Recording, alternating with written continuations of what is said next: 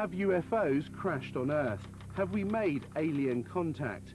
Is the US government covering up a massive UFO conspiracy? Behind me is one of the most secret military bases in the world, deep in the heart of the Nevada desert.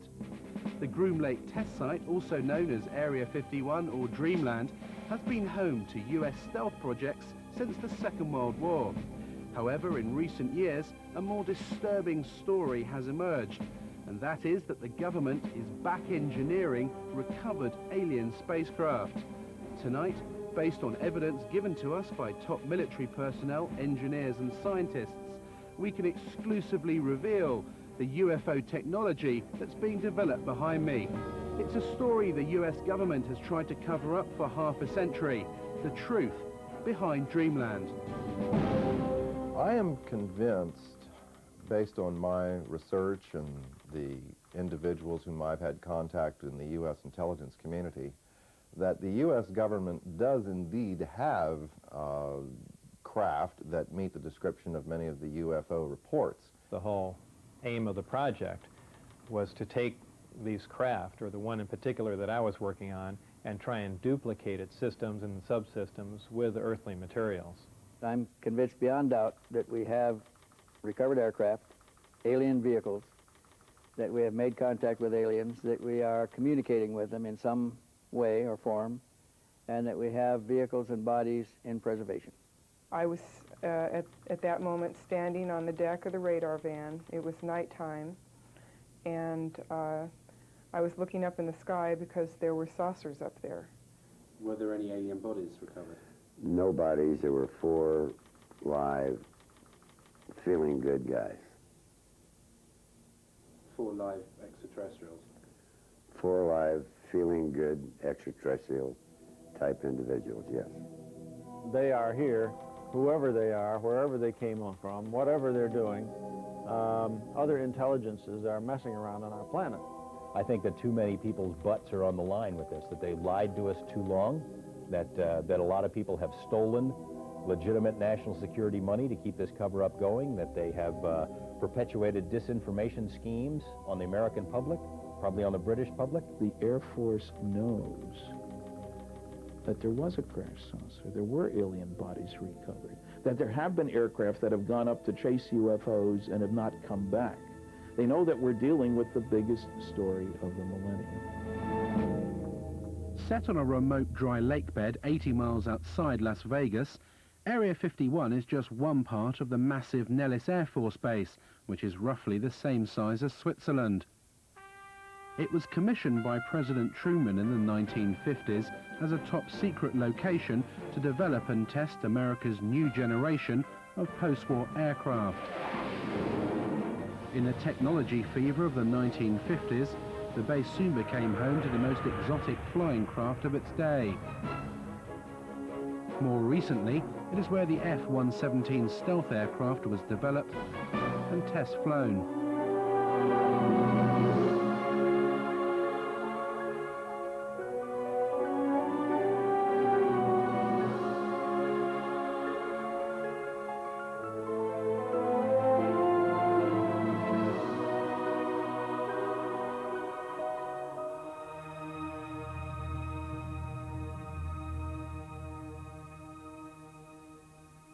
This is an area that has been known but officially denied for many decades.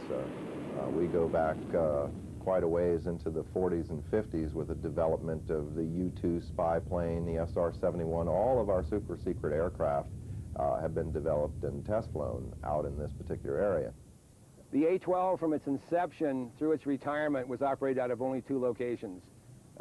Area 51 at Groom Lake was its original home. The first aircraft was delivered there in January of '62, and the last airplane left on June 21st, 1968. The US Air Force denies that Area 51 exists, despite footage of the base and Russian satellite photos that we have obtained, which clearly show hangars and a huge runway stretching across the lake bed. In the face of constant denials of its existence, the base has expanded since the 50s, with several passenger jets now landing every day, carrying hundreds of workers to the base. With this level of personnel, the few buildings that can be observed above the ground are merely the cover for a large underground facility.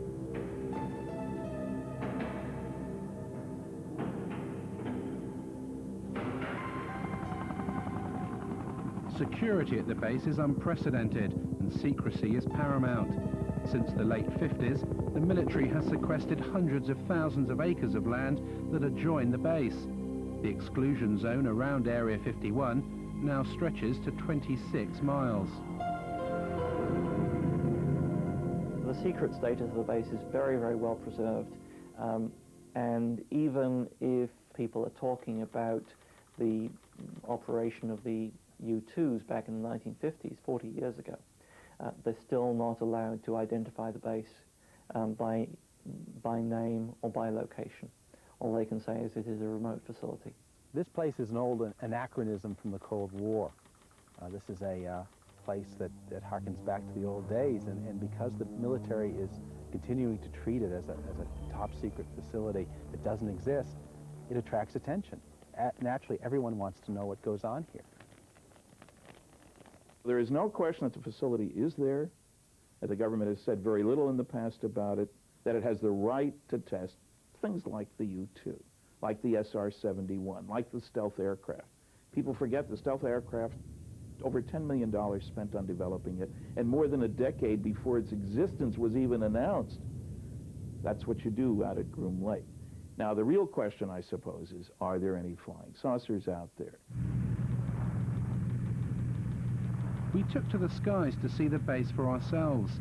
Flying at an altitude of 10,000 feet, we edged to within 1 mile of the restricted zone. Having made contact with the tower, we soon found out how seriously Area 51 guards its airspace. From here, remain on the 4375 code off right, take you back up in a few miles. We're just curious, is there any activity today out at the Groom Lake area? Any activity where, sir? Out at the Groom Lake area. Lake Mead 60, I don't have any of that information available. Dude, Ellis Control on guard. When working Reveille Mall, squawk altitude, acknowledge with an IDID. The Ellis approach controller now is just getting a little concerned that we're getting close now. We've just been buzzed by 2 F-16 fighters. They passed our bow at about 800 to 1,000 miles an hour. These guys aren't messing around. They don't want us to be here. In fact, there's another one just gone by the bow there. They're either trying to get us out of the area quickly or force us to land. And there goes another one. Well, that was really close, right off the right side. I'd say that was within a mile, mile and a half. Well, you can see him, boy, that was amazing. And they have TCAS on board, so they definitely had radar contact with us. That was really close. In 1989, one man blew the lid off Dreamland. His name was Bob Lazar, and he claimed to have worked at the Groom Lake site, back engineering recovered alien spacecraft. The base is against the side of a mountain, or small mountain, big hill. There are 9 hangar doors, and the hangar doors are not just shiny metal out in the desert. They are painted or sprayed with a sand texture to them, and from what I can ascertain, to prevent satellites from photographing the installation, so they look like the mountain range. It was pretty effective from what I could see. On the first occasion when I drove out there, all the hangar doors were closed, but at close range you could tell that they were doors and they would open. We drove around the left side of the installation, and there was the main entrance in there, and went through some gates and a security check and went inside, and it seemed like a typical government building.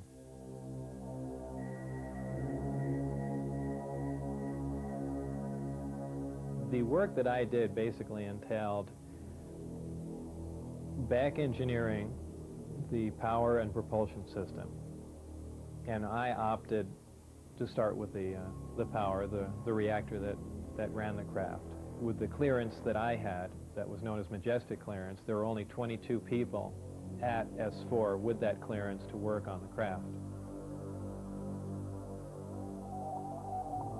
The location he worked on at Area 51 was called S4 and was housed on Papoose Dry Lake Bed, a short drive from Groom Lake.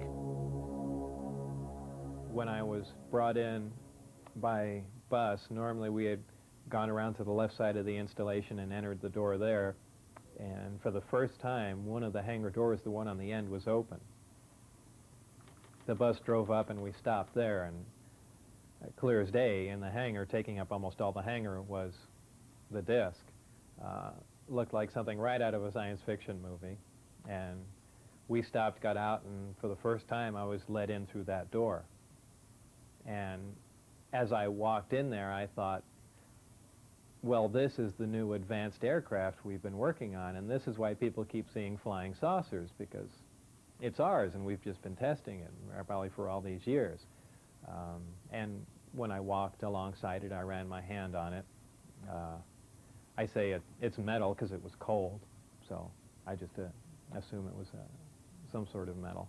And in fact, by the hatch that was taken off, there was an opening there, and it had a little backwards American flag stuck on it. So I was positive it was something we had manufactured. I was allowed in the craft on one occasion to see the placement of these systems in case it was important to their operation. So I was, of course, escorted in the craft, and it was obviously made to be piloted by something smaller than the average human being, very cramped in there. There was a sub-level where a little collapsing floor member opened, and I could stick my head and upper torso down underneath with a flashlight to see how the gravity amplifiers hung upside down. Looked around the placement of the 3 seats, about 1/3 to 1/4 the size of a normal human seat.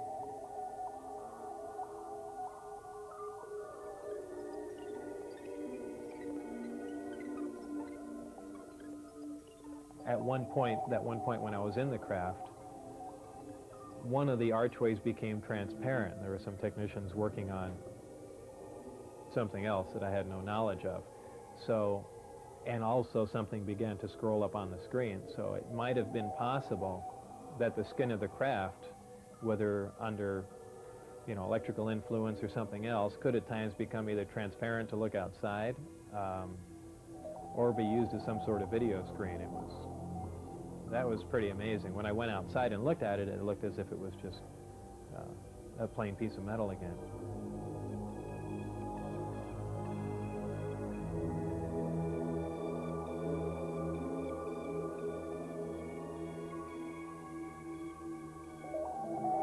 A lot of people say, boy, it must have been exciting to go in there, and I always say it wasn't. It was a very ominous feeling. You really had because it's so, I know it sounds silly, but it's so unearthly in there. Nothing had a sharp edge to it.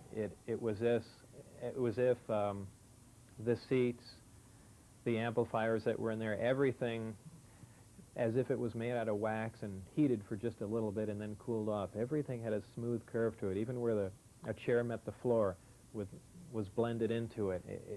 It was if the entire craft was injection molded. No one, let alone Bob Lazar, have been able to verify any of his academic or professional credentials. In 1990, he was convicted of pandering and declared bankrupt.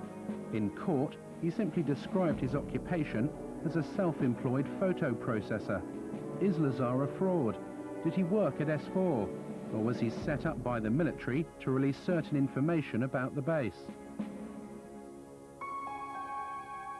The notion that he would make a great patsy and he's the perfect scientist to work on such a project is interesting science fiction. In the first place, we have no reason to say he's a scientist. No diplomas, no papers, no memberships, nothing. In the second place, I worked on security for 14 years. People take security far more seriously than that. One of the strange statements he's made, there are only 22 people working on this thing. Well, you get more than that working on devising a new mousetrap for the government anyway. That makes no sense. And, it has all the trimmings, his story, of a Walter Mitty story. Somebody in his imagination was, stronger, brighter, faster than anybody else. I did a variety of research relative to Bob Lazar. I actually met him. I obtained a copy of his, what they call a W-2 form, which is one of the IRS documents associated with pay. His particular form indicated that he worked for the U.S. Department of Naval Intelligence. My investigation of this document and the claims that Bob Lazar made followed a very strict path of sound research. I contacted the U.S. Department of Naval Intelligence and indeed verified that they were likely responsible for presenting that W-2. I investigated the issue with the Internal Revenue Service. They informed me the exact words were, it appears to be legit, that it was a genuine document. It was not something that had been fabricated. There were a variety of numbers, contract numbers and so forth, issued on the document, which I was able to research, again finding that these were highly classified numbers. In fact, Internal Revenue Service ran into a brick wall when it came to trying to track down the actual employer associated with the document. He gave me information about his background, educational background and employment background. I started with his claim to have worked at Los Alamos Lab. I figured, well, that's a good starting point. If he worked at Los Alamos, it's pretty likely that he had an education somewhere. They don't just hire people off the street. And if he worked at Los Alamos, especially on classified projects, it's at least reasonable to assume he could have been hired somewhere else in Nevada to work on similar projects. We went to Los Alamos and got nothing even close to cooperation. They wouldn't respond to our phone calls. They say, we have no information on Bob Lazar. There's nothing in the files. I said, are you sure now? No, nothing in the files. I showed them the phone book entry that Bob had kept that said he was there. I showed him the newspaper article that showed that he was there. Are you certain that you don't have a Bob Lazar? Well, maybe we had a Bob Lazar. Here's an ID number, but he didn't work for us. He worked for someone else. Basically, Los Alamos Lab tried to thwart me at every step. Were completely uncooperative in trying to get information about Bob, and I found that to be the case at every step of the way in trying to verify his background. I'm the one that couldn't find any records or anything. I mean, I'm the one that brought that up, because I was the first one to run into that. Initially, I couldn't get a hold of my birth certificate either, and that was one of the things that concerned me, is they might be trying to make me essentially a non-person. I think it's most likely that Bob Lazar was indeed set up to be the conduit for certain information relating to this extraterrestrial project. On one occasion in the desert, Bob Lazar saw a flying disc being tested. I was brought into the hangar for one of the short duration tests, and the craft was already outside on the lake bed, and lifted off silently and was drifted around for a bit and set back down, and that was pretty much of a marvelous sight. It's a huge thing. It's like seeing a house lift off the ground quietly. It's just, you can't imagine the energy involved to do that and not to make any noise at all. There was some audio communication with the craft, and so I can only assume that there were humans on board, and somehow they had managed to squeeze themselves into those little seats or put something in there to sit on, and obviously they knew how to operate whatever controls there was, or fabricate their own, or retrofit it with something. The Apollo space missions of the 1960s stirred America into space fever. But as the country's finest astronauts hurtled skywards in conventional rockets, did the president know of the existence of sources and propulsion systems that were literally out of this world?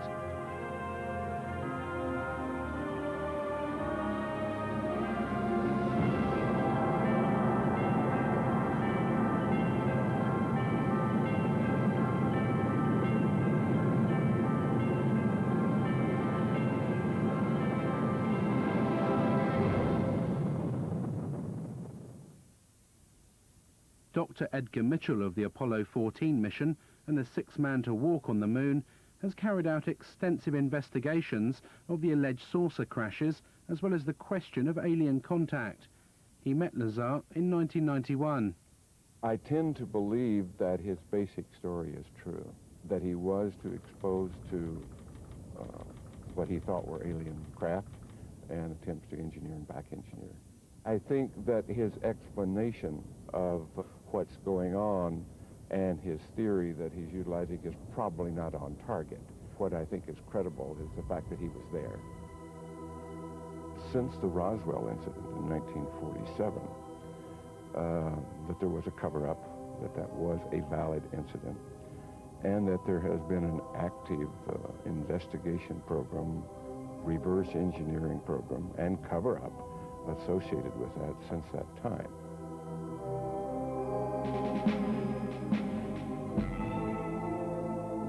After working at S4 for several months and in clear violation of his top-secret clearance, Bob Lazar decided to tell his closest friend, Gene Huff, about his work at the base. My reaction was to, without pressing him against his will, find out more, get him to tell me anything I could. And it wasn't disbelief.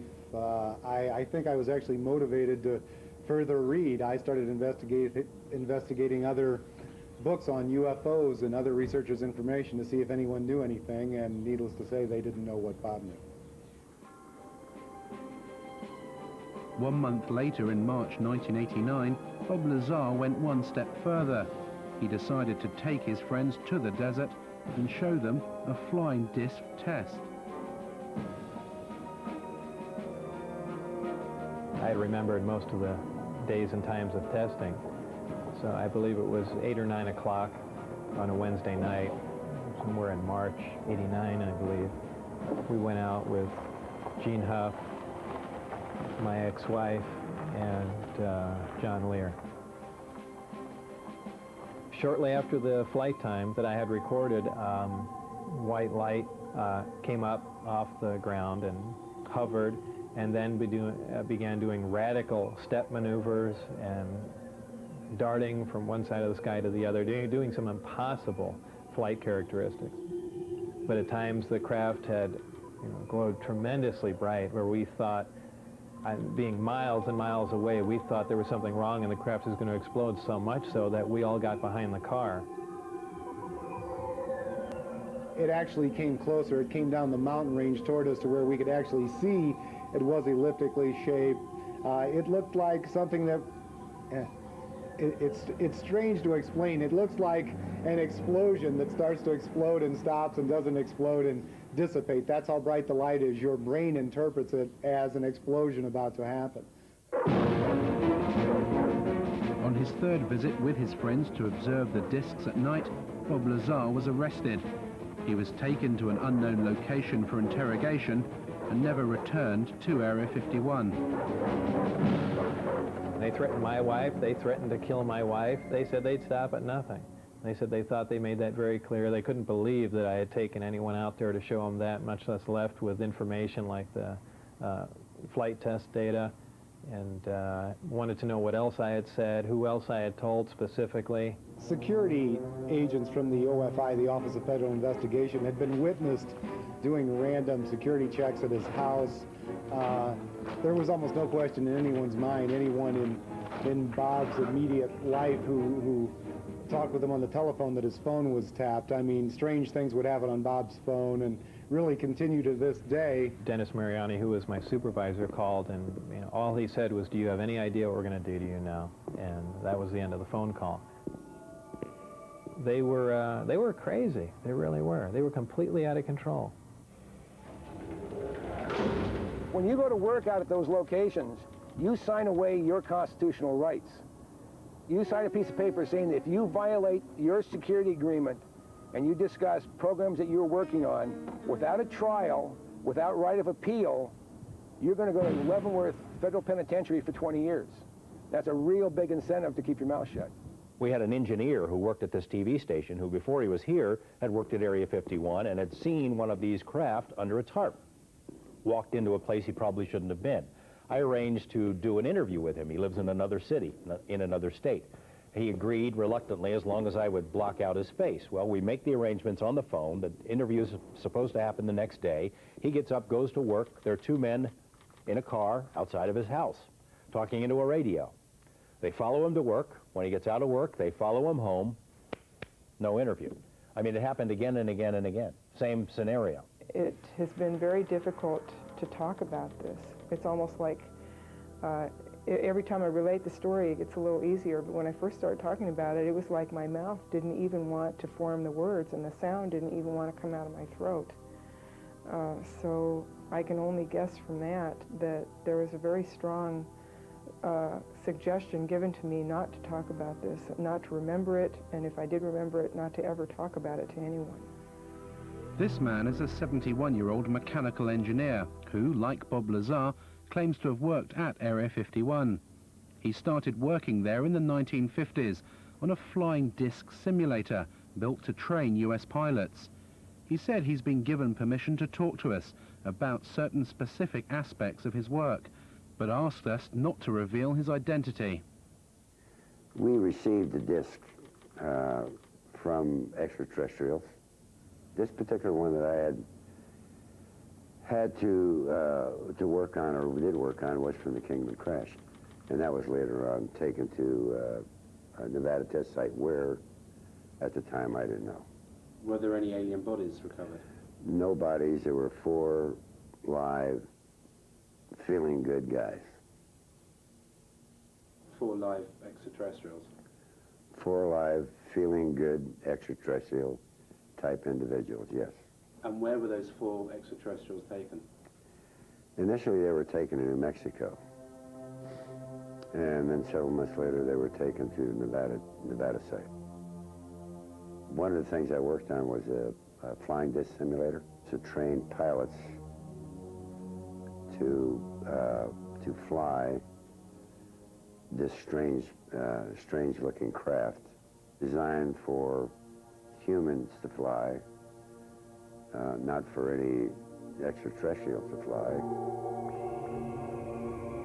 His most fantastical claim was that he worked at Area 51 with an alien codenamed J-Rod for 16 years on this simulator project. J-Rod is a gray alien, about 5'4". His role was only as a translator, scientific translator. That was all.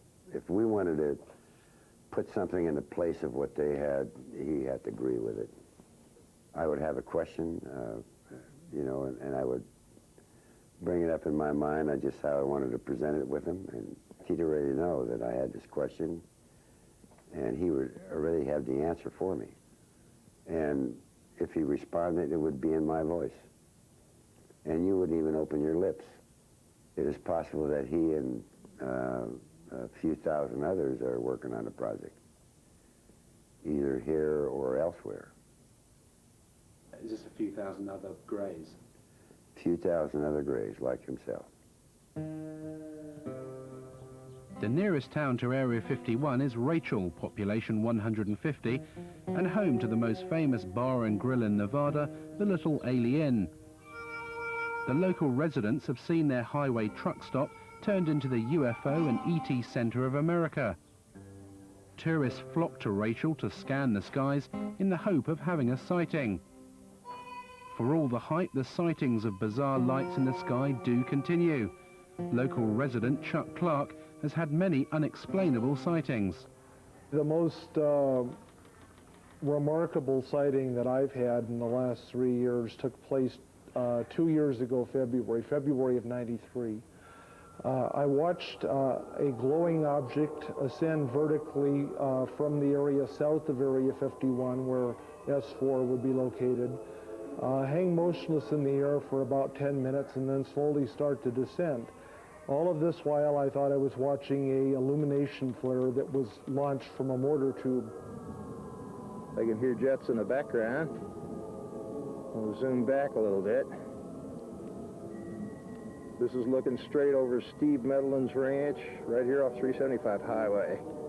This is right over the peaks. Once it got down to the ridge line, however, it was in front of the hill that had come up from behind. The hill was about 12.5 miles from my position.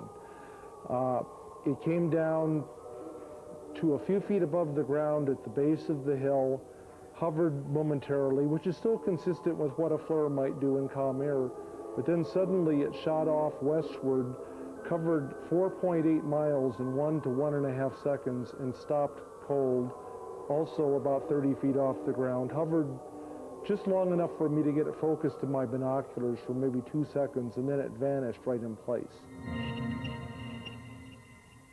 We've seen video of craft that were luminous, that would move across the sky as if it was skipping a stone across water, or sort of a sewing machine effect. What we see across the screen are a series of lights, of dashes of light, as the object moves from point A to point B.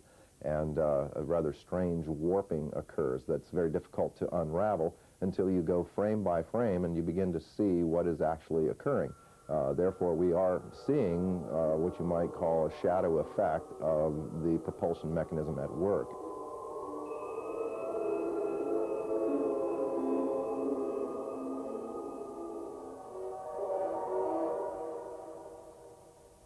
I've spoken to several people who've seen UFOs or disc-shaped craft out there.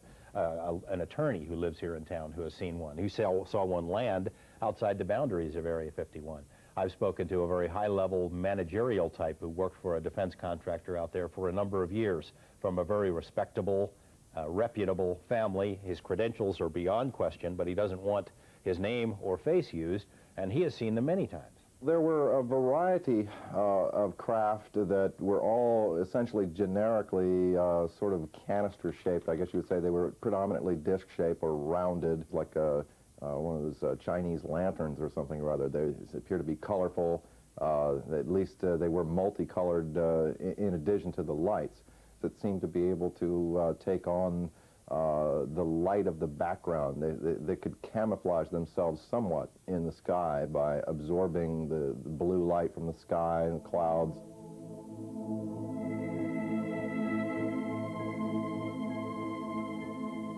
What are these lights in the sky, and are they indeed flying saucers?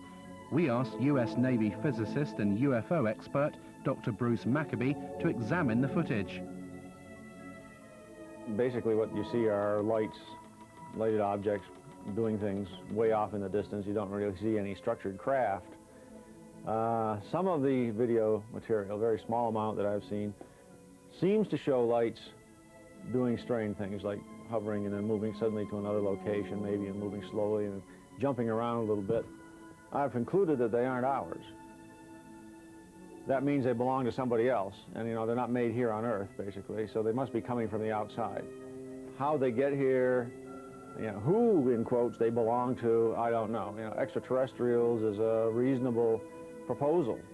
All the arguments that have been put forth that it couldn't be people from another star system in the galaxy or whatever, because they can't get here from there, those arguments are not physically correct, because we could get there given enough time and money and desire to do it. However, it's clear that these other intelligences, whatever they are far beyond us in terms of technologies.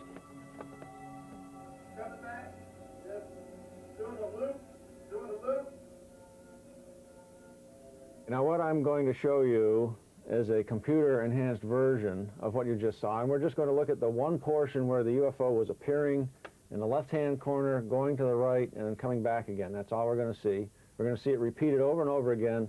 This part of the frame has been chopped out of the full frame. So I'll just let it run, and it goes back and forth, repeating.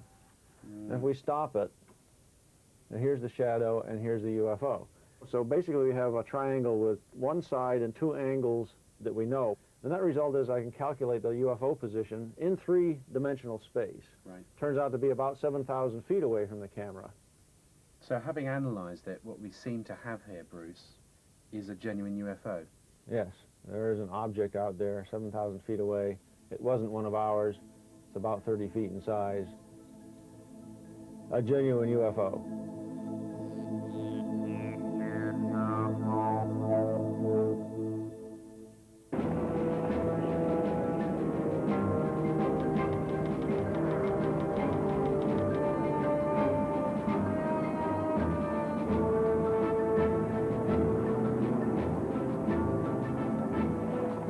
The security at Area 51 is formidable.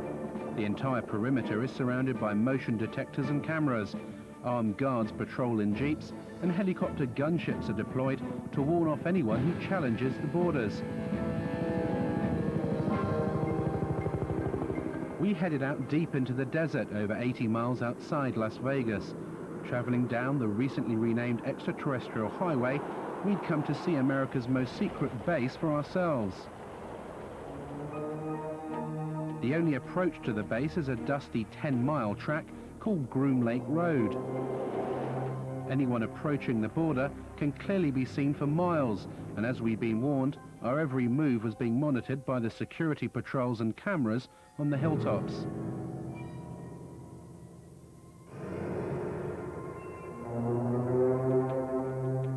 This is as far as you can come to go to the Groom Lake base. It actually says on these signs that use of deadly force is authorized. There are security patrols all over these hills. They've been watching us for the best part of the last hour. There are motion sensors, security cameras, and if I did walk over this line, I'd be immediately arrested, taken to the guardhouse, and interrogated for anything up to a week. As soon as you step over the line, past this sign, you lose all rights.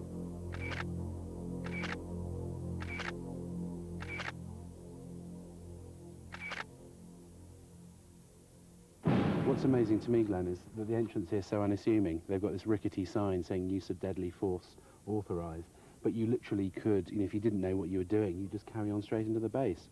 That's the idea. You don't encounter any people here. If you went into the guardhouse that's there about a quarter mile in, you'd be arrested immediately because you've already passed those signs. They don't want to answer any questions, so they don't put any people in vulnerable positions. And as you come off the highway up there, the extraterrestrial highway, there's no sign saying Groom Lake. There's nothing, is there?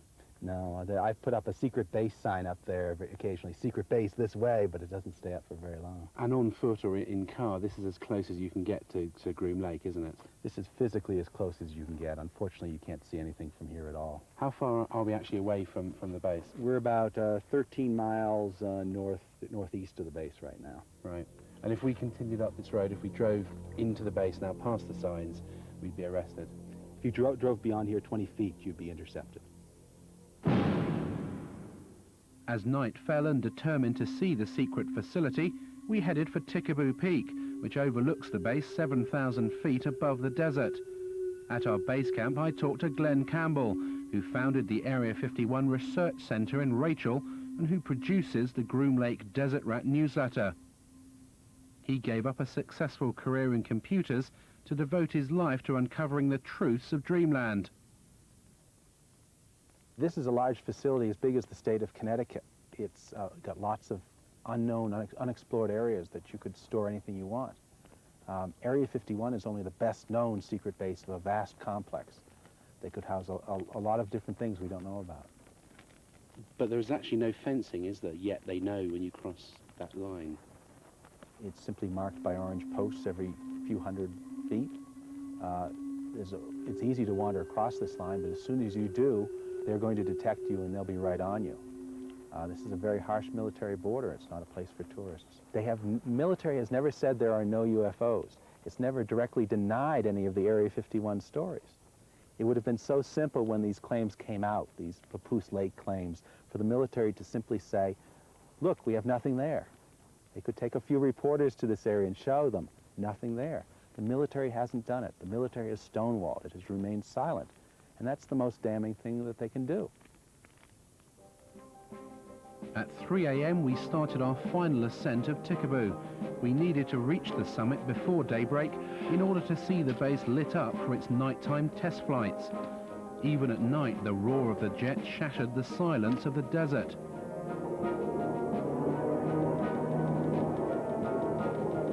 As we reached the summit under a cloak of darkness, Area 51 could clearly be seen, its runway lights glowing in the distance.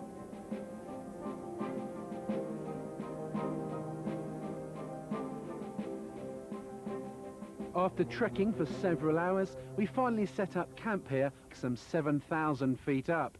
And since the crack of dawn, we've been watching non-existent flights, ferrying non-existent personnel to this non-existent base. Tikaboo Peak is the last safe vantage point where you can clearly see Dreamland. But how long before this too is claimed by the military?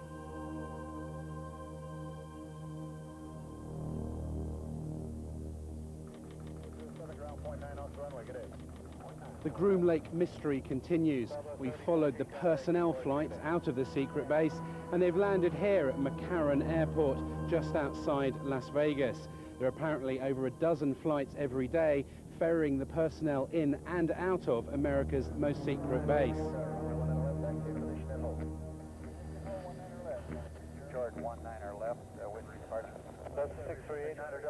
I was called at a random time. The operator would say, "Mr. Lazar, it's now 4:15 a.m. We expect you to be at McCarran Airport at 4:45. Your plane will be leaving at such and such time." I'd drive there, check in, board the plane, and the plane would fly out to Groom Lake.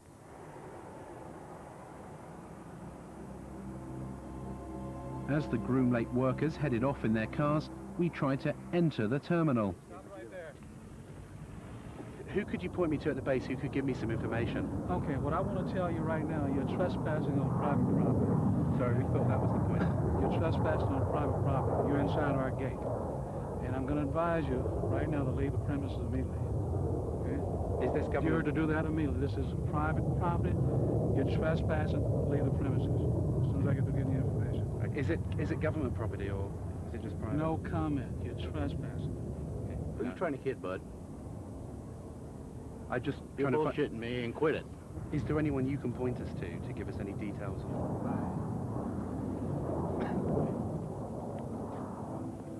As we were ejected from the airport, yet another Janet flight left for Groom Lake. Departing 737, wind calm, runway 19 left, Liberty Left 19 left, early left turn. Roger, early left turn to 150, fuel south to sunset. 31. Janet 3, Janet 605, cross runway 25 right, kind of ground point 1 on the other side, good day. Our investigations have revealed that a private company is working with the US military at Area 51. We believe this is the company, EG&G Special Projects. It's worked for the last 50 years on top secret and sensitive projects with the US government, and it's said to control the Janet flights that take the workers to the base, as well as all the security and technical support for the back engineering of alien spacecraft. I did not work for EG&G directly. I was just interviewed in one of their facilities at McCarran Airport. A short time later, I was called back in for this new job at S4, and they had explained to me that it dealt with some sort of field propulsion system, and I was just under the assumption that this is an advanced type of aircraft that's being worked on, and I was excited about the position. You have to leave the private property. Okay. So actually cut your camera off and please leave. Does it have any connection with the Groom Lake base? I'm asking you to leave the property. Does this company have any connection with the flights that leave McCarran?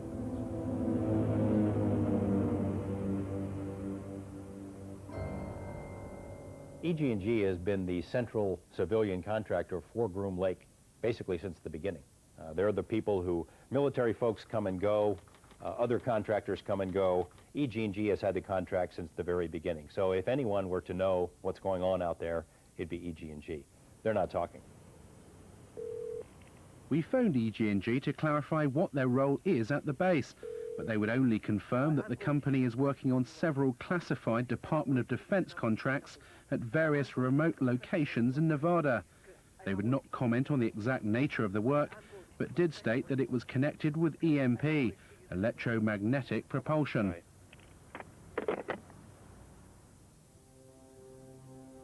If recovered alien craft are buried deep beneath the Nevada desert, then the power to release this information to the public lies deep inside the corridors of Washington. As an intelligence insider said to me, the problem isn't obtaining the information, it's handling the truth.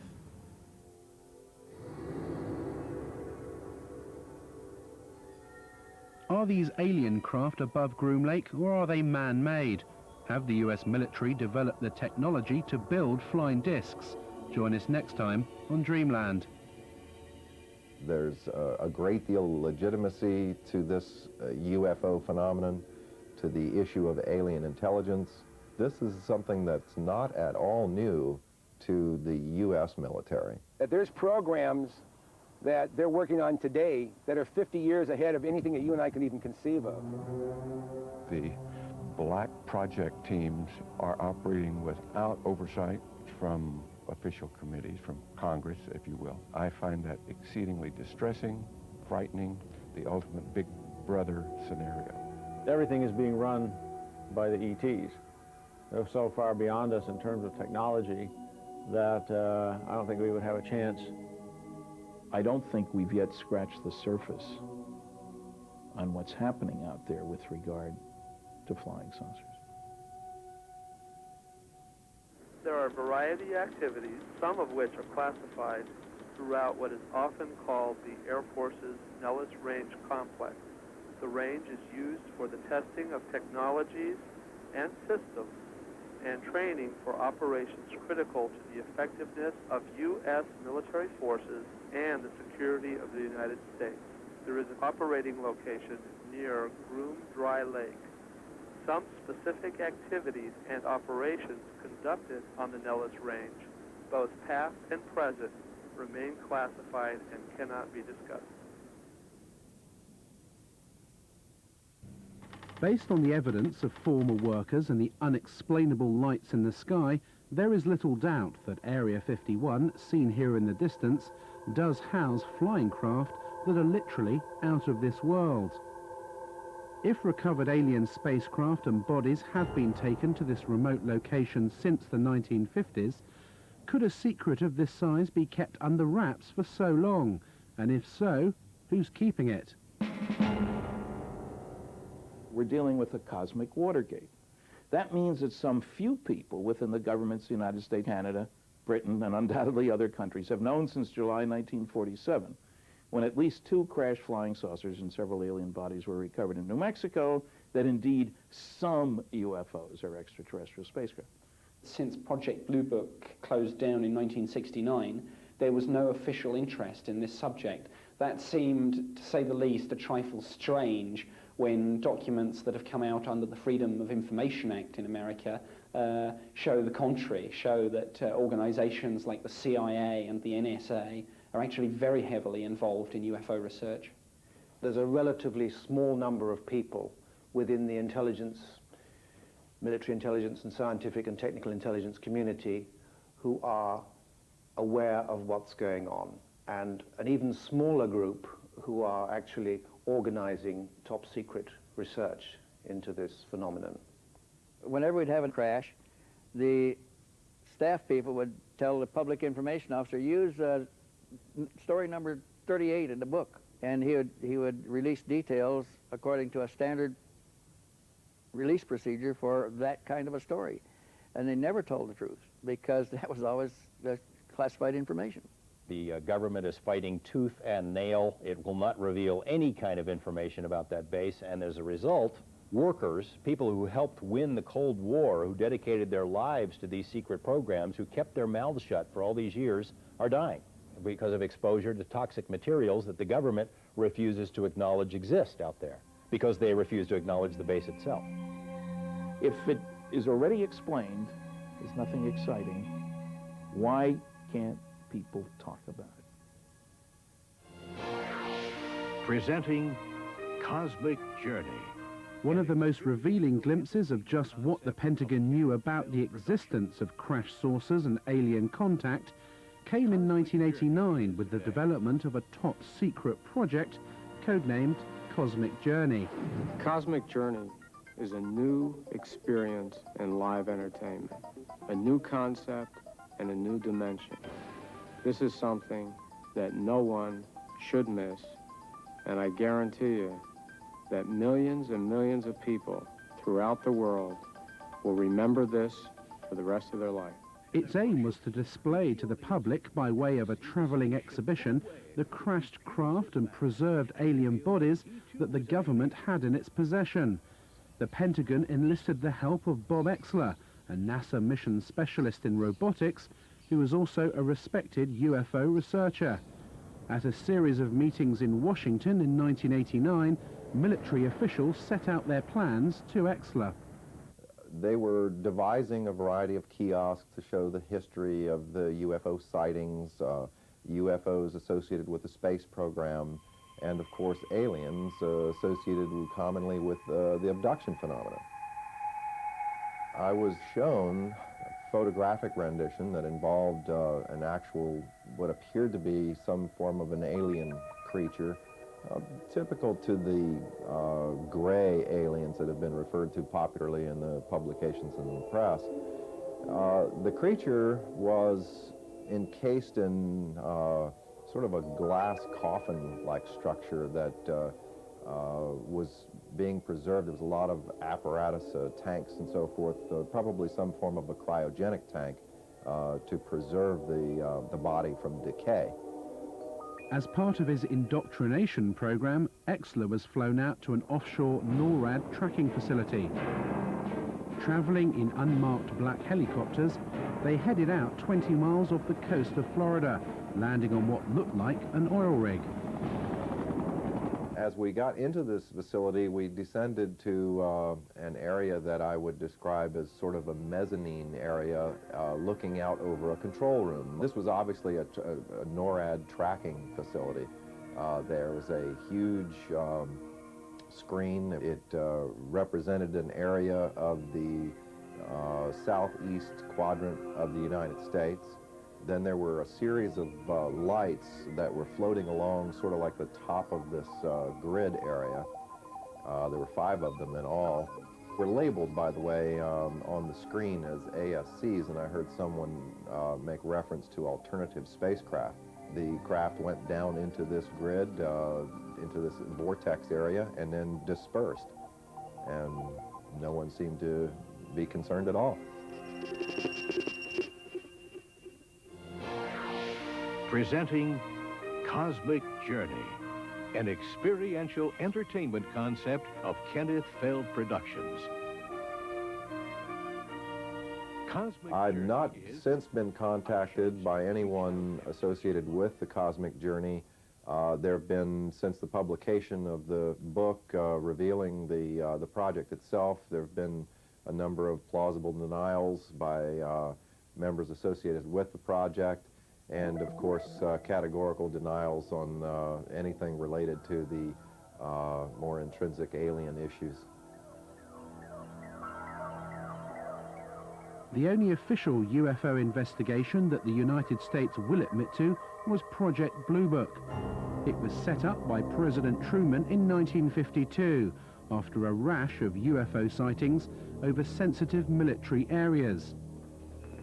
Was it a genuine attempt to investigate UFOs, or just a smokescreen to keep an increasingly anxious Congress and public at bay?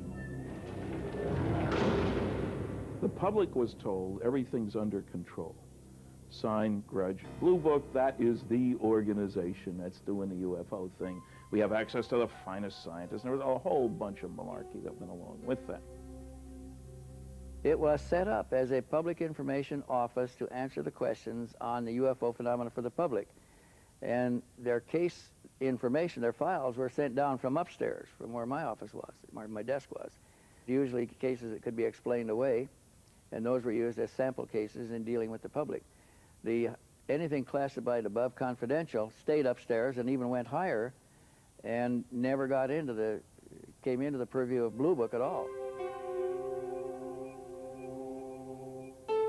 I don't think it was a genuine investigation in that the really sensitive reports were filtered out by a more important group than Project Blue Book. We have obtained copies of Project Blue Book documents. There are literally hundreds of reports of UFO sightings and eyewitness accounts from both civilians and military personnel, many that were unexplainable. Project Blue Book is still some 40 years later the most important body of evidence admitted by the US authorities that we have made contact with extraterrestrials.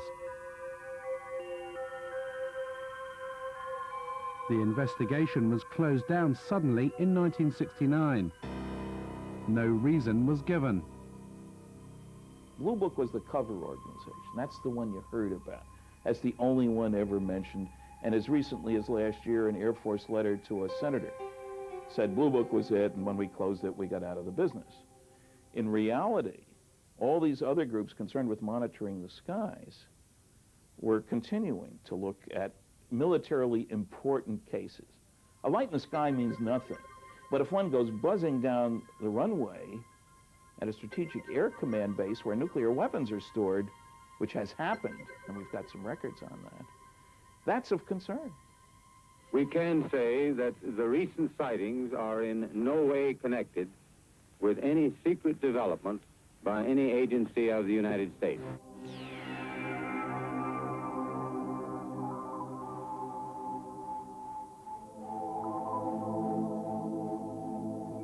You can go and look through the Project Blue Book records and find numerous sightings which have been, quote, explained. And you go and look at the explanation and you find the explanation does not fit the description by the witness or witnesses. That's evidence that the Air Force was trying to get rid of the problem by explaining it away at all costs. The evidence seems to suggest that the United States government is still investigating UFOs. The question is, who's in charge? Both the NSA, FBI and the CIA deny any responsibility. Because all information regarding extraterrestrials is handled as SCI, sensitive compartmentalized information, even the President of the United States in the White House behind me may not know the whole story. Who's in charge? Is it the President? Is it the Air Force? I'm convinced that we still have an analog with Majestic 12. A group of outstanding people, intelligence community primarily, and some technological people are running the show. Presidents come and go. The intelligence agencies go on forever.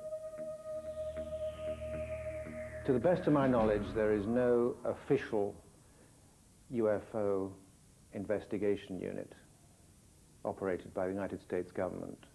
However, unofficially, the records show that the Defense Intelligence Agency, through its Defense Attaché system, has a remit to report on UFO incidents worldwide, and that's easily provable, despite the fact that the DIA maintains they have no interest at all in the subject.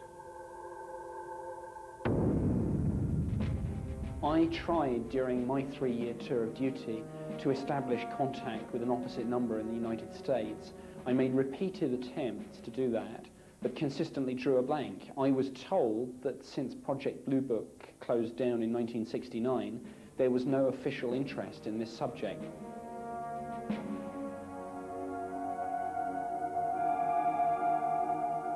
I didn't work for the U.S. government. I worked for a satellite government of this country. As far as the Senate concerned, I think there was only one left, and that was Bob Dole. And as far as the presidents are concerned, the only presidents that I feel that I met at the facilities back in the 50s and 60s were Nixon and Bush. We contacted former President George Bush to ask him what he knew about the existence of recovered alien craft and the developments out at Area 51. We received a fax response. Unfortunately, we are not able to provide answers to the questions that you send. President Bush's policy of long standing is not to comment on or engage in speculation about alleged classified programs of any kind. A close confidant of George Bush and a man well acquainted with Area 51 was Admiral Bob Inman. His credentials are impeccable. He was director of both Naval Intelligence and the National Security Agency, as well as deputy director of the Defense Intelligence Agency and the CIA. In a telephone conversation with Bob Exler in 1989, he referred to recovered vehicles becoming available for research. Do you anticipate that any of the recovered vehicles would ever become available for technological research outside of the military circles? Again, I honestly don't know. 10 years ago, the answer would have been no. Yeah. Whether as time has evolved, they're beginning to become more open on it, is a possibility. He knew from an official standpoint that these vehicles, these objects existed, that they were in military, U.S. military custody, and that there were scientific projects associated with those. I believe it is the first revelation by anyone in a high enough level capacity within the U.S. government, especially within the intelligence community, to, in effect, acknowledge that we are indeed involved, that UFOs are real, that they were developed by non-human intelligence, and that somehow or another we have acquired possession of that technology. Inman does not say much. There is no reference, there's no mention of UFOs, spacecraft, anything like that. The conversation centers on recovered vehicles, technology, and so forth. But Admiral Inman was aware of the subject matter, and we know from his executive assistant, Tom King, that there was to be no public discussion of these matters, the matters that had been discussed between Exler and Inman, because of national secrecy laws. We ask that you not quote him or use his name in any manner without his prior approval. Inman retired from government service in 1982 to become president of Science Applications International Corporation of San Diego. Interestingly, one of the company's primary areas of research is into gravitational propulsion systems, the same method of propulsion of flying discs that Bob Lazar worked on at Area 51.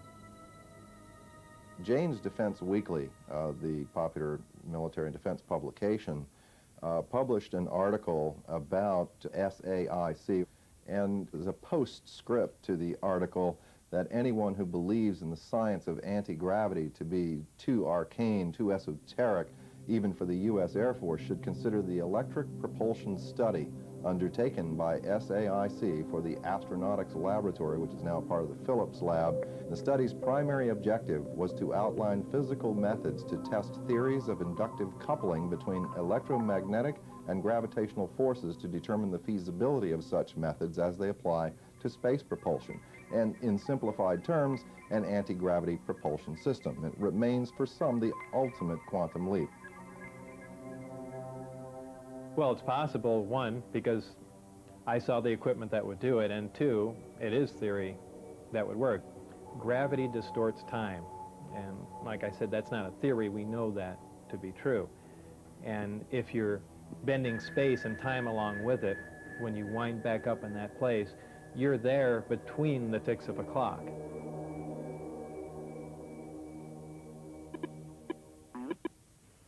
We called Admiral Inman to find out what he knows about Area 51 and why his company is developing this gravity propulsion system.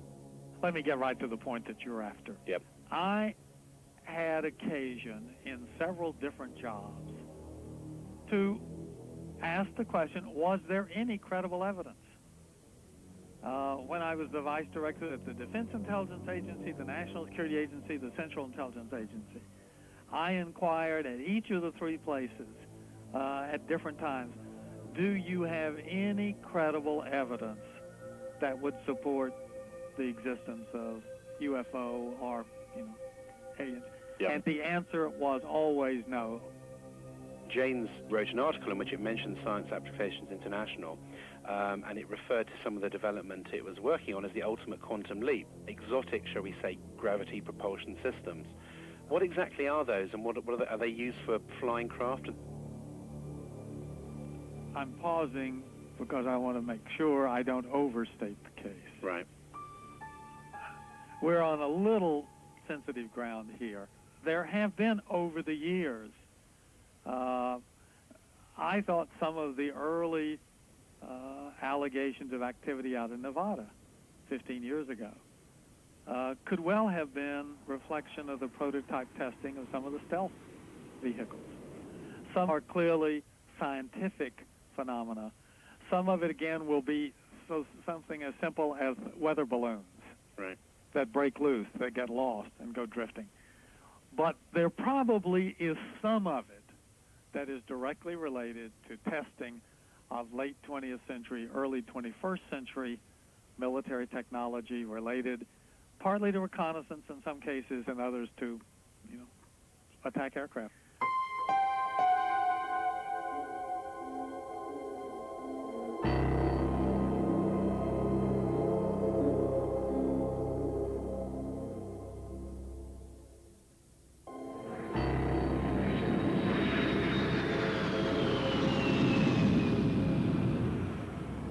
This is the Nellis Air Force Base, one of the top military installations in America. It's split into 4 main areas. The Tonopah and Nevada test sites, where America's top secret nuclear tests take place, as well as the Nellis bombing range, where the latest jets and bombers are put through their paces. It's also home to Area 51, so if there are flying saucers being tested over the desert, then the personnel at Nellis definitely know about it. We were contacted by a former radar operator at Nellis, who confirmed that she had witnessed a classified flying disc test out in the test range. She left the Air Force in 1985 and is too frightened to reveal her true identity. The flying disc test took place at night in the desert a few miles from the base. I was at that moment standing on the deck of the radar van. It was nighttime, and I was looking up in the sky because there were saucers up there. There were 10 to 15 saucers, and they were glowing orange on the bottom. The one that was closest to me, I could see in pretty good detail. I was standing with a group of people of whom I did not know any of them, and they did not appear to know each other. So it seemed like we were all very isolated. No one was talking to anyone.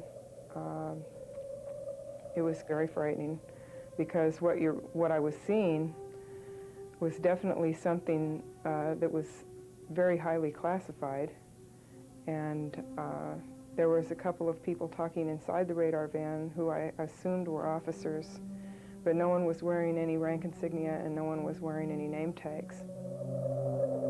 The maneuvers that they executed were very sophisticated, so my guess is that they were being piloted by aliens who knew exactly what maneuvers they could do.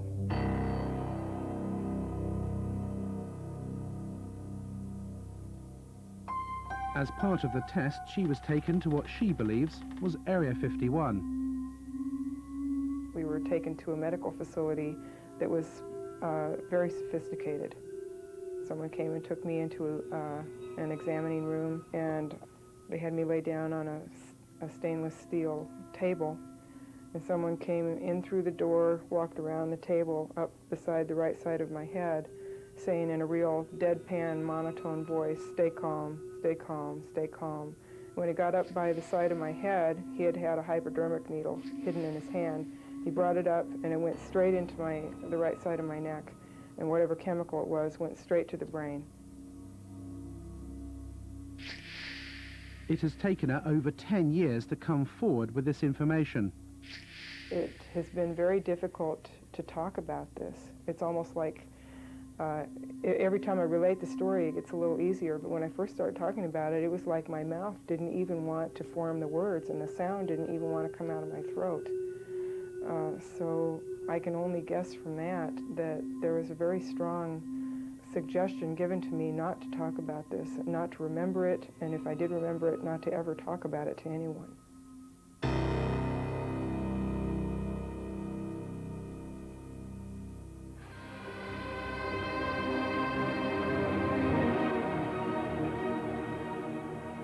As recently as 10 years ago, this Lockheed A-12, which flew out of Groom Lake, was still one of the US Air Force's most top-secret military aircraft.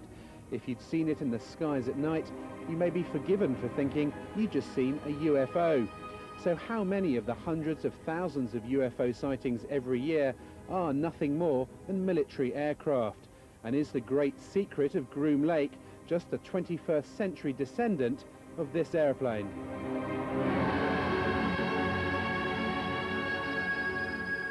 The original test pilot was Lou Schock.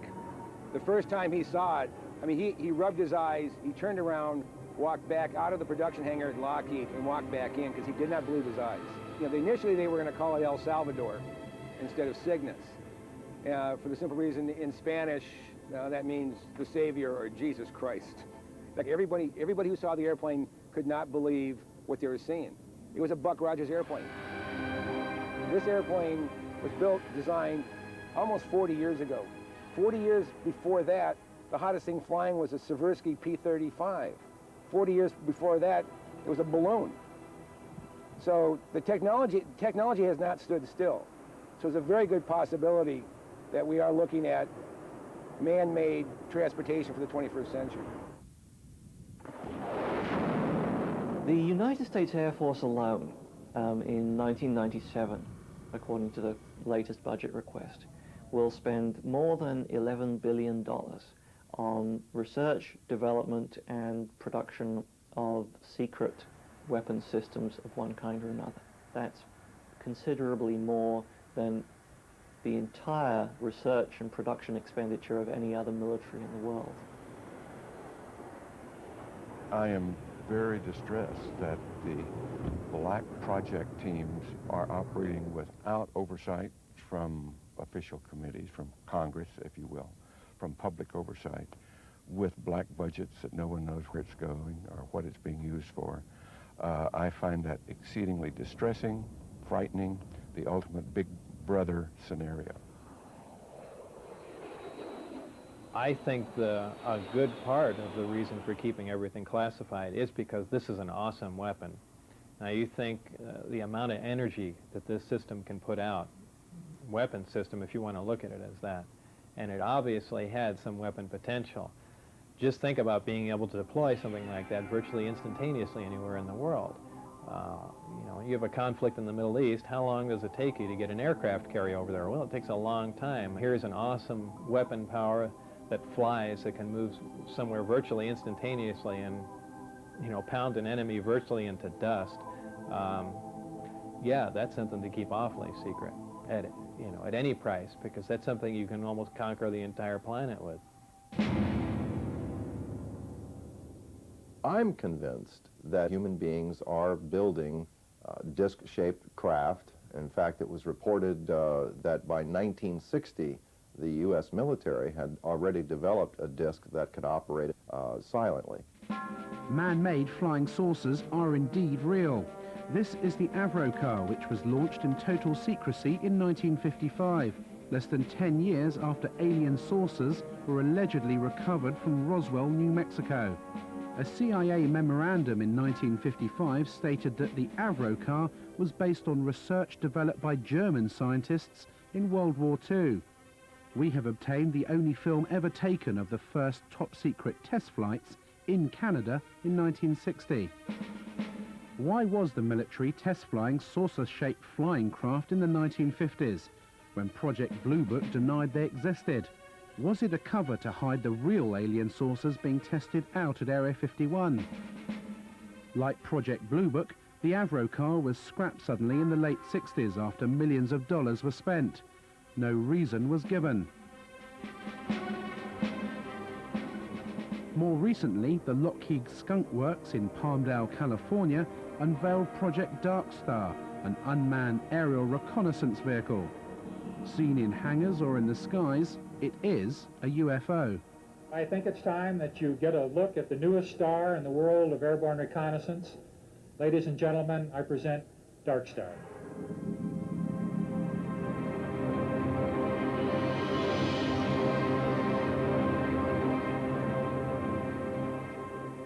Dark Star is a very unusual looking aircraft. It has a saucer-shaped body and a pair of very long, slender wings attached to the back.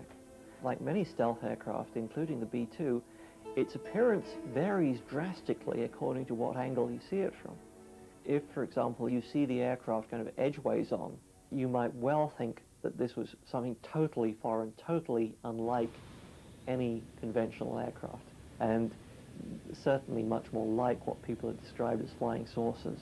I think it's quite possible that some of the things that are being developed in the United States today are of such a revolutionary nature and still very secret that when they are seen from time to time, as things inevitably do get seen when they're tested, that they could be mistaken for what people think are UFOs. At any given time, of course, the technology that we have is 5 or 10 years more advanced than the technology that is on public display. But these sorts of things do not fly over the heads of bewildered members of the public. They fly exclusively in very clearly defined ranges and danger areas. So the sorts of things that are being reported as UFOs will not be ours. In September of 1947, the Air Force wrote to J. Edgar Hoover a letter saying we've checked all of our research projects, etc. You know, this would be not just the Air Force, but the Navy and the Army, everybody, and we have nothing that could create these flying disc sightings. Big UFO convention came to an end in Las Vegas last night, and afterwards, naturally, some of the members went out in the desert to search for UFOs. A news crew went along, too, and sure enough, it wasn't long before a mysterious, unidentified object appeared. Not too surprising, somewhere up there, you see it, because this patch of desert is right near a military test site. This looked like no aircraft lights that any of these folks had ever seen. Was it a bird? Was it a plane? Was it the Aurora, the secret plane? We don't know. More to come, I'm sure, and the Air Force is not saying anything as usual.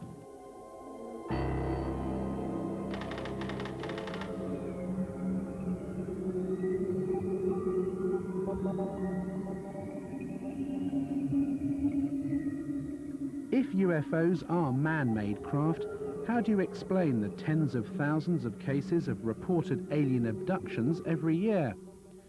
In 1975, 7 loggers were heading home after a day in the forest to Show Low, Arizona, and came across a bright light in the trees in the distance. Driving closer, they could clearly make out the shape of a flying saucer, which was lighting up the forest around them. Mike Rogers and Travis Walton were in the truck. Stop, Mike! Stop the truck! It had lighted spots on it and was basically metallic, had a metallic framework. My first feeling was that it looked rather beautiful, but at that time it wasn't making any noise and it wasn't moving. It was just quietly perched there in the air. Travis! Travis! You son of a bitch! How are you doing? Oh my God! When it started to move, the sound got real powerful, and I jumped for cover, and I got down behind this log, and the guys were yelling, "Get away from there," and they were swearing and everything, and I was getting, you know, pretty scared myself, and I made up my mind to make a run for it. And when I raised up, wham, something hit me. A beam of energy, a bolt of lightning, but it wasn't like lightning. It was like straight-sided, like a deliberate beam of energy, but it was so powerful it created like an explosion that lifted him off his feet and blew him backwards. And here's Travis flying back through the air. He landed some distance from where he'd been standing, landed flat on his back, and as he's going through the air, his arms outstretched, he looked lifeless at the time, like the concussion of it had already killed him or knocked him out or something.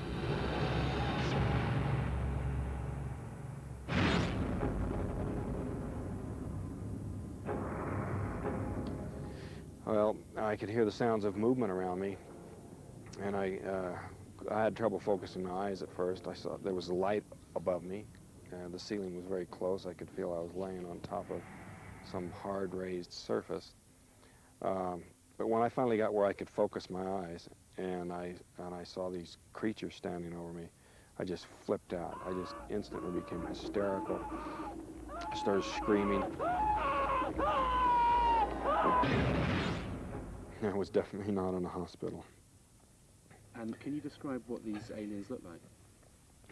Well, they were basically humanoid, you know, 2 arms, 2 legs, like that. But they had very large heads, no hair, huge eyes, sort of a pale grayish-white skin, and they were wearing coveralls, a kind of a brownish coverall.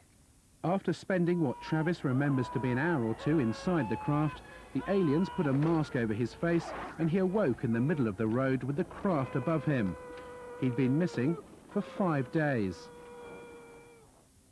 What do you say to people who say, you know, these 7 loggers in the woods just made this whole story up? I mean, you know, 7 people see the same thing. They stick by their stories for over 2 decades. You know, all of us have taken polygraph tests. Every theory the skeptics come up with is just absurd and easily proven so. Well, I spent a day with Travis and Mike Rogers. He passed the lie detector test. Their story is consistent. There were 5 other people there, after all, who saw part of these events unfold. who also passed the lie detector test. His story is consistent. It's never changed. In a court of law, that would make the case.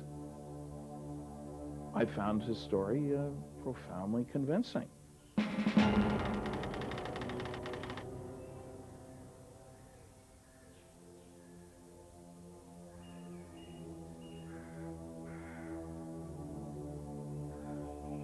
This is the Saratov Air Base, 200 miles outside Moscow. Behind these barbed wire fences is the Russian equivalent to Area 51. If you thought only the US government had flying disc technology, then you'd be wrong. The Russians have been working on a secret project codenamed Taryelka since the Second World War. Security here is unprecedented, and this perimeter fence is as close as we've been able to get to the base. We did secure some footage of the flying disc in the hangar. The codename for the project is Ekip, and it has been designed for humans to fly. We asked the scientist in charge of the project what propulsion system the craft uses, but he would not divulge what he called classified information. What is clear is that Taryelka is aimed at the commercial market, not the military. The Russian engineers here at Saratov see this as an alternative to aeroplane transport in the 21st century. Where the production and design expertise came to build the Taryelka, no one is saying. But surely it's more than just a coincidence that the base here at Saratov is so similar to Area 51, both in location and security. And as in the US, the Taryelka project was started in the 1940s, just after the alleged saucer crash in Roswell, New Mexico. I'm pretty sure that the Russians have those craft. We were told directly by a leading Russian scientist who had worked, hands-on worked on these things, that both the United States and the USSR had acquired information from captured Nazi scientists and had built craft like these. They knew that we had them, we knew that they had them.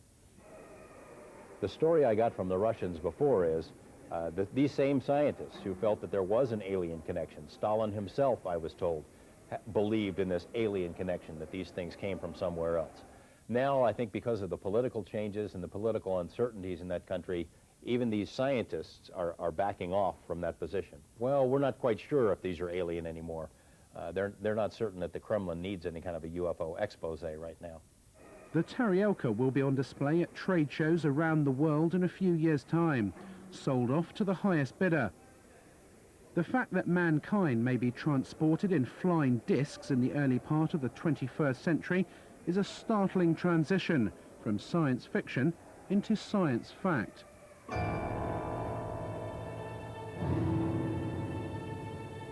Have alien saucers crashed on Earth, and have we back-engineered these craft to develop our own 21st century flying discs? The answer, however improbable, is yes. Area 51 does exist, and we have eyewitness accounts from at least 2 former workers at the base who confirm the existence of alien spacecraft. The truth seems to be out there, but will they ever admit it? It's likely to be a very long time before we discover what is actually being done out at Groom Lake now. If you look at the intelligence community particularly, they seem to wait anything from 15 to 20 years or more after something has been retired before they acknowledge its existence. Therefore, if things are operational now, we may not see them for another 30, 40 years. What also happens at that point is that things remain secret for so long that the people who originally decided they should be classified are retired or quite possibly dead. And it becomes almost impossible to declassify a program at that point because nobody knows quite why the secret is being protected. The Air Force headquarters files up through 1955, 9,800 feet of material. That's 1,000 four-drawer filing cabinets. When I went to ask for stuff out of these files, only 10% of the boxes I was interested in had been classification reviewed. And in those boxes, there were withdrawal sheets all over the place. So secrets can be kept. They are being kept. One way that they're being kept is the naivete of the people who think, if this was going on, I would know about it. The ego is a powerful weapon. They have to know that it has to come out, and it has to be part of their program that it will come out.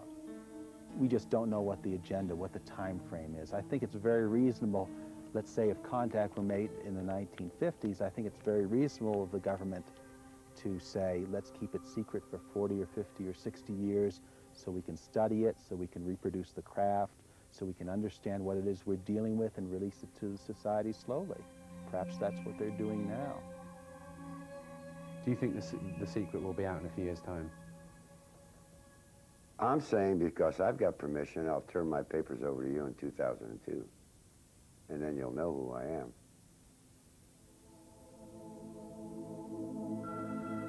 It's my impression that eventually there will be a weight of evidence so massive that society will admit that they are here, and at which point the government will have to admit that they've known a lot more than they've said all along.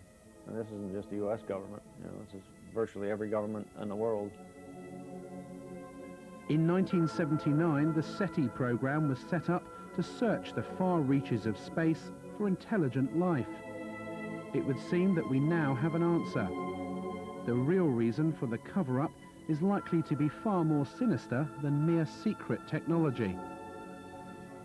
We have to consider that the aliens themselves may be controlling the cover-up, especially if they don't really want us to know what they're doing here.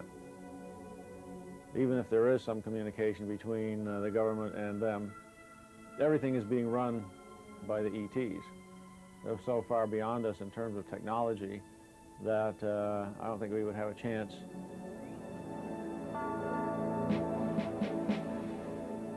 They, the officials in charge of this information, are going to look rather impotent were it known that there are extraterrestrials invading our airspace against whom we have inadequate defense.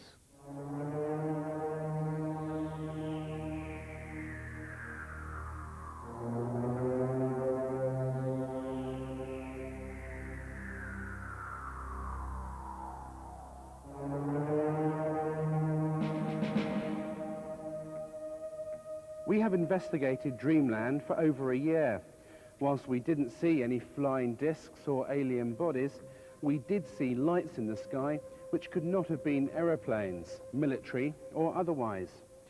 We have proved beyond a shadow of a doubt that Area 51 and a large underground base out at Groom Lake does exist. We've seen the workers fly in and out of the facility and talked to alleged former workers at Area 51 about their back engineering of recovered alien spacecraft.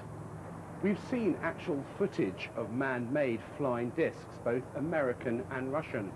And there are warehouses across America housing files like these, full of UFO reports and alien abductions. Is this body of evidence just a figment of someone's imagination? I think not. As we move closer to millennium, mankind will have to face up to the startling reality that we may not be alone, and that a select group of US government officials have known about this for some time. I occasionally think how quickly our differences worldwide would vanish if we were facing an alien threat from outside this world. And yet, I ask you, is not an alien force already among us?